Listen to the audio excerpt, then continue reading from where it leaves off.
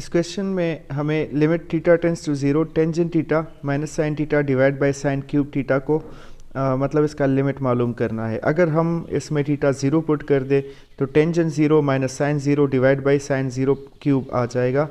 तो साइन 0 की वैल्यू भी 0 होती है, टेंजेंट 0 भी 0 के बराबर। तो इसका मतलब कि हमारे पास यहाँ से 0/0 या इनडिटर्मिनेट फॉर्म आ रहा है। तो इसको सिंप्लीफाई करना है। सबसे पहला काम ये करेंगे कि हम टेंजेंट थीटा को साइन डिवाइड बाई कास लिख लेते हैं, ठीक है। तो टेंजेंट थीटा बराबर आ जाएगा साइन डिवाइड बाई कास के, माइनस साइन थीटा को रहने देते हैं और divide by sine cube theta भी अपनी जगह पर आ जाएगा, या इसको multiply by 1/sin cube theta लिख लेते हैं, ठीक है। तो नेक्स्ट स्टेप में क्या करेंगे, मतलब पहले स्टेप में मैंने सिर्फ टेंजेंट को साइन बाई कास लिखा।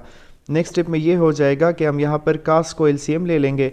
तो हमारे पास आ जाएगा sine theta cos theta LCM बन गया, तो साइन थीटा अपनी जगह पर और minus sine theta cos theta आ जाएगा। ये कास साइन के साथ मल्टीप्लाई हो जाएगा तो माइनस साइन कास, अब multiply by 1/sin cube theta जो है वो फिर से अपनी जगह पर रहने देते हैं।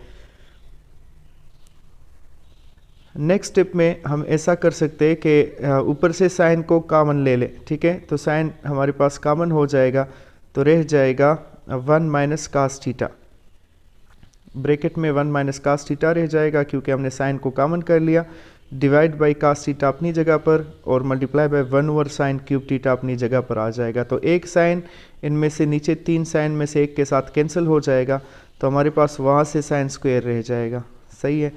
तो ऊपर 1 माइनस कास थीटा है। अगर हम थोड़ा सा सोचें तो साइन स्क्वायर थीटा जो नीचे है वो 1 माइनस कास स्क्वायर थीटा के भी बराबर होता है। तो फिर वहाँ पर अगर हम थर्ड फार्मूला लगा ले तो हमारे पास नामिनेटर का टर्म कैंसिल हो सकता है। तो इसीलिए ये जो साइन स्क्वायर थीटा है इसको हम लिख लेंगे, चलो इस स्टेप में लिख लेते हैं। साइन स्क्वायर थीटा है तो इसको बराबर लिख लेंगे 1 माइनस कास स्क्वायर थीटा के, क्योंकि sine square plus cos square 1 के बराबर होता है। तो 1 minus cos square sine square के बराबर, और अगर कभी 1 माइनस साइन स्क्वायर आ गया तो उसको आप फिर कास स्क्वायर लिख सकते हो। तो नीचे जो 1 माइनस कास स्क्वायर हमें नज़र आ रहा है इसके साथ ऐसा कर लेंगे कि ये हम 1 स्क्वायर माइनस कास स्क्वायर के फॉर्म में है ना, मतलब इस पर थर्ड फार्मूला लगा देंगे। तो a plus B into A minus B बराबर होता है हमारे पास a plus B into A square minus B square बराबर होता है a plus B into A minus B, यानी कि हम यहाँ पर लगा लेंगे, यहाँ पर मैं लिख भी लेता हूँ, ये इक्वल होता है a plus B into A minus B. तो हम 1 माइनस कास स्क्वायर थीटा की जगह लगा लेंगे क्या, 1 minus cos theta into 1 plus cos theta. तो ये जो 1 माइनस कास थीटा है ऊपर नीचे ये एक दूसरे के साथ कैंसिल हो जाएंगे, और जब नामिनेटर का टर्म ही ख़त्म हो जाए तो मतलब इनडिटर्मिनेट फॉर्म आने का चांस नहीं है फिर, तो हमारे पास अब जो कुछ भी बाकी रह गया उसमें लिमिट थीटा टेंस टू 0 हम पुट कर सकते हैं। तो ऊपर रह गया 1, ठीक हो गया। अप्लाई लिमिट लिख लेते हैं यहाँ पर और इसी जगह लिमिट अप्लाई कर लेते हैं क्योंकि अब इनडिटर्मिनेट फॉर्म आने का ख़तरा नहीं है। तो नीचे से कास 0 और फिर 1 प्लस कास 0 आ जाएगा, ब्रैकेट में 1 प्लस इस कास थीटा में भी 0 पुट कर ले तो 1 प्लस कास 0 आ गया।